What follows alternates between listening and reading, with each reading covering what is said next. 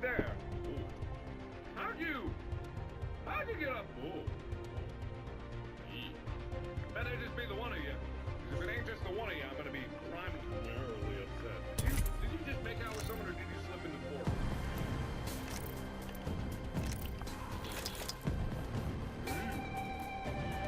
This is where I need to go. I don't know. It's too dark. Light? I'm gonna guess go to the light. Seems like the right. Oh, this ain't good. I'm gonna get slapped. I'm gonna get slapped. I'm gonna get slapped. I'm gonna get slapped. Okay.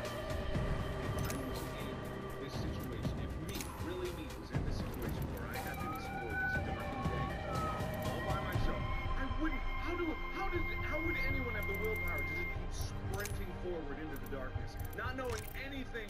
Hey! Especially if there were monsters lurking around the actual corners. How would anybody? Nobody would. Nobody would. Nobody. Let me know what you think down in the comments below. I will continue this very soon. So thanks again.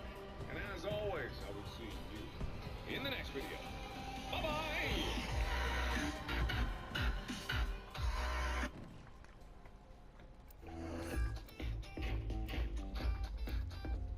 What up, dude bros? I'm Frank. I said I wouldn't do it, but I did. I bought the Nerf Battle Racer for a review.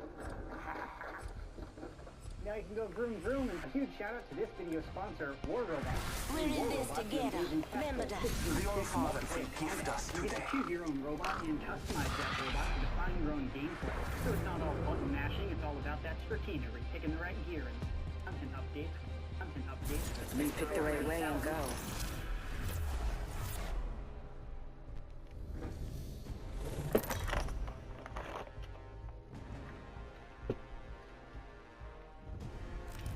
This is your champion. Get ready. I'm coming for you, friend.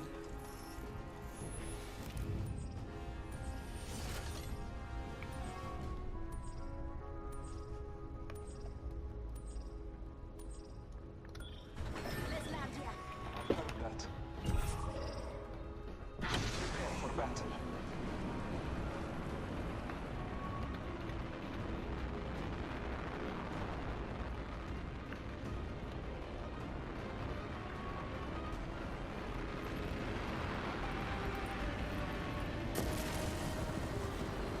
Now on to the review of this War Robot. The Nerf Battle Racer is not new by any means. I'm very late on this review. And when it launched, I actually initially said I would not buy this product because I think it's just ridiculous. And I still do think it's ridiculous, but I have a cool mod, like a Nerf tank kind of idea. So I'm going to use this as the platform to build on top of. So I'm going to review it anyways in case anybody is curious about this product. So the Nerf Battle Racer retails for about $200 US, which is super expensive for like a Nerf blaster product, but it's sort of in line with other pedal carts of a similar form factor. While it's ballpark close, there is a distinct markup from this product compared to other ones of equal quality. So you're paying a little extra for the Nerf logos and the little Nerf features.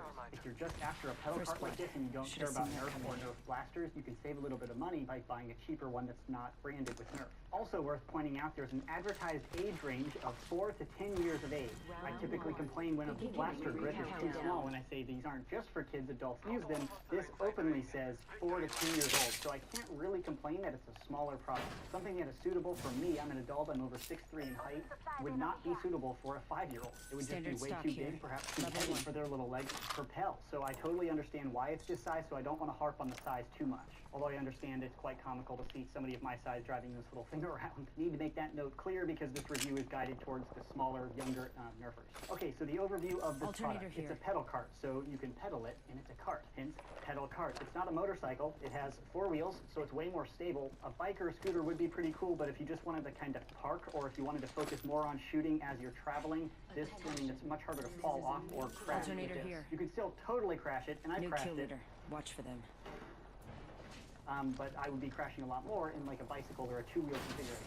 So the tires are large in diameter compared to other pedal carts of a similar like form factor, which allows you to go like quote off-roading a little bit easier. And the tire material itself is a rubber, so you can get some traction compared to like one of those plastic tires on a lot of these pedal carts. However, off-roading isn't really a realistic expectation with this product. First, the gears can't be changed. It's just a direct drive system. You don't have hand gears like on a mountain bike to give you a mechanical advantage if you're going up a hill. You know, you drop down gears, so it's easier to pedal as you're traveling up the hill. Still, off-roading in thick weeds or whatever might be really tough. Plus, the seating position really isn't optimal to apply force properly to these pedals. You're sitting back with your legs out, kind of lounging, compared to on a bicycle where you're sitting over top of the pedal, pushing down with your legs, kind of like you're stepping. And that bicycle configuration is, of course, a more efficient use of the human legs. So in my opinion, this is best suited for flat terrain, preferably roads, like if you have a large driveway, this would be great. Grass, any inclines will be really tricky. Getting to the propulsion mech, or the drivetrain, I'm in blaster review mode. Like I mentioned, there's a direct drive system, so you can't change gears or anything.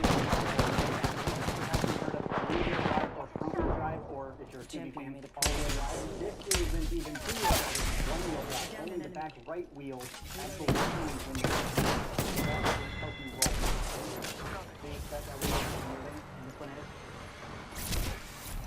This is worth noting, but it's really not a big deal unless you have incredibly powerful legs or you're on a really slick material. Being powered by one wheel is not going to make you lose traction or not be able to, drive more performance-oriented or anything. You're pretty limited in the power you can apply to the device, so being one-wheel drive isn't a big disadvantage, but it's worth noting. The pedal system does not have that ratcheting effect that you would find on many mountain bikes. Like I mentioned, it's a direct drive system, so if you're rolling down a hill and your wheel is spinning, your pedals are also going to be moving. And if you're rolling down a hill, that can get uncomfortable because your legs are going to have to fit with the pedals, or you lift your legs up, and that's just weird. Compared to on a mountain bike, if you're riding down a hill, your feet can be on the pedals and you hear that ratcheting sound, so the wheel's spinning, but your pedals don't have to move. Which is why they have this fun little knob right here. This is kind of like a clutch to disengage the drivetrain from your pedals. So if your wheel is spinning, you can disengage, and then your pedals can stop. Or they can move freely without applying force to the wheel. All of the analogies I have in my head to describe what's going on here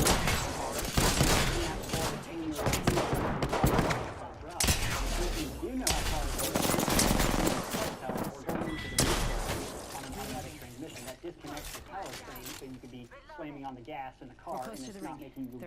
And after you re-engage that, it takes a little half click or whatever to reactivate the gears, and then you're ready to propel yourself again. That's what this little knob right here does. This one is the handbrake, or the only brake in this vehicle. It doesn't have any brakes down by the feet here. It doesn't have the hand brakes like on a bicycle. This is how you stop. So Recharging my shield. Up on the handle. You don't hide anything, so it's really easy to see what's going on here. When you pull up on this knob, it pushes this little brake pad into the wheel, which slows or stops the wheel depending on how hard you pull on it. This handbrake will work whether or not your clutch is engaged because it's directly impacting your tire. So that's enough on the drivetrain. Need to recharge my shields. On top, we have the steering wheel, which works how most steering wheels work. The turning radius is not as good as I was hoping for. If you're using it in its intended habitat of outside, like on your driveway or on a closed street, in that application, the turning radius is probably fine. When I'm driving around my living room, I would like a little bit more maneuverability. But if you're in that intended age range of 4 to 10, you probably don't own your living room. You're probably living with your parents, and they probably don't want you driving this thing in there anyways. But I don't want to get my wheels all dirty, so my testing outside was fairly limited after I swept, and I used my leaf blower to clear off all the dust. So that is that. Now to the seat. Now the chair is completely plastic, which makes it a little uncomfortable, but more weatherproof. This is totally an outdoor toy, so if it had a cushion or something and it was raining, or you sprayed it with a hose or something, that'd be annoying. So plastic, I totally get it, but it's not the most comfortable choice. So let's get real. You're buying this because you want to go vroom vroom and pew pew at the same time, so the comfort of your butt probably isn't a priority. It's all about killing the zombies with your Nerf blasters, bros. And the seat is adjustable. It has 3 positions.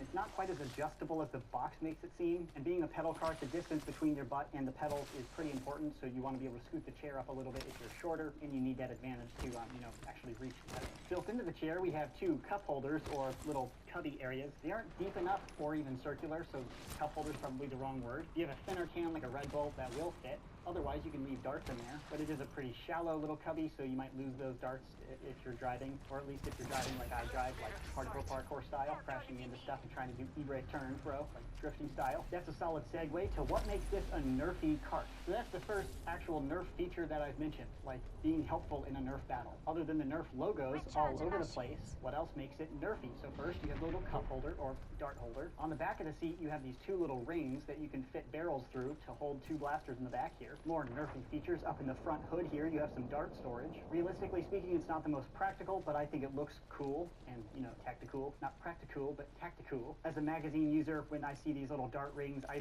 like to put darts in them just for cosmetic reasons. It looks cool. Then also up on the hood here, you have 2 little blaster cups. Here. It's not just a shelf, it is more specifically designed for a Nerf blaster than a simple shelf, so it does feel more Nerfy than a normal pedal cart. And it's great to put the handle in the rear hole and then the magazine in the front hole like this. Two issues I encountered: blasters like the Rapid Strike with the magazine release right here. The magazine release will rest on the plastic, which, you know, activates that so your magazine will drop out on accident. Also, I have the 18-round stick mag in there right now, and as you're pedaling, you can bang into the magazine, which is annoying. It'll slow you down, and it's just obnoxious. And if you bump the magazine release, impacting the mag, it's guaranteed to drop out. But it works just fine with Cobra mags. The 18-round stick mag is pretty long. And if the blaster you want to store up here isn't like a handle magazine just like that to fit into the holes, these little slots are kind of diverse enough to fit different types of blasters just by adding friction kind of catch points on blasters. I tried with a wide range of my Nerf blasters, and I could fit all sorts of blasters up here, and as long as they're thin enough to fit into the hole, you could fit quite a few back here as well. But I had a few that were too thin that wouldn't catch on the handle, so they would just like drop through. But I was able to configure most of my blasters to one of these two storage areas. And that's really it for the Nerfy features. 2 blasters back here, 2 blaster mounts up here, some dart storage, and some dart holders, cup holders. Those are the practical, usable features, other than, of course, the Nerf logos, which are all over the place. I believe this is one of those licensed products that somebody said, hey, I can build an awesome part, let's get Nerf to sign on so we can put the Nerf logo all over the place. Because Nerf is all over the place. I applied the decals where it was recommended by the little decal list, but you have it burned into the chair, you have it multiple times on the main drivetrain, on the steering wheel, the stickers all over. There's Nerf everywhere. And the colors are pretty Nerfy with the nice use of orange. Getting every little ounce of that licensing right out of that contract. So let's see this blaster out on the firing range in the front ground. I'm on autopilot, man. Review mode. Review mode is one of the settings in my firmware. Driving demo activate, father. I set the portal. Thermite grenade set. Thermite grenade set.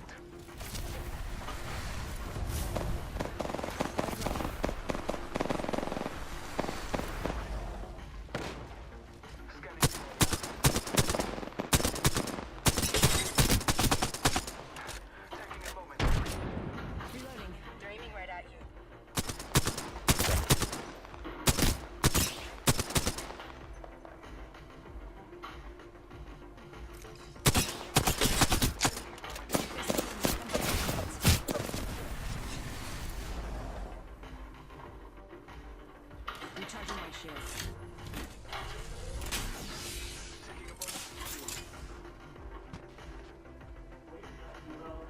Getting shot at.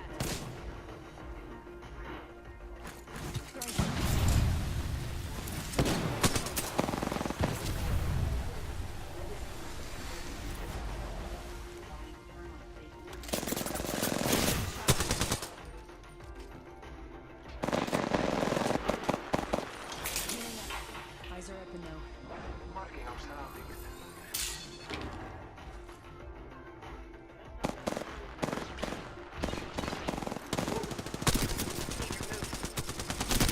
Reloading.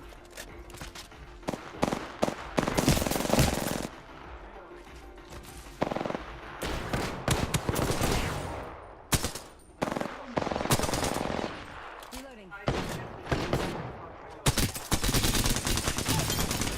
Reloading. Killed an enemy. Powerful slaughter of the enemy. Great squad is defeated.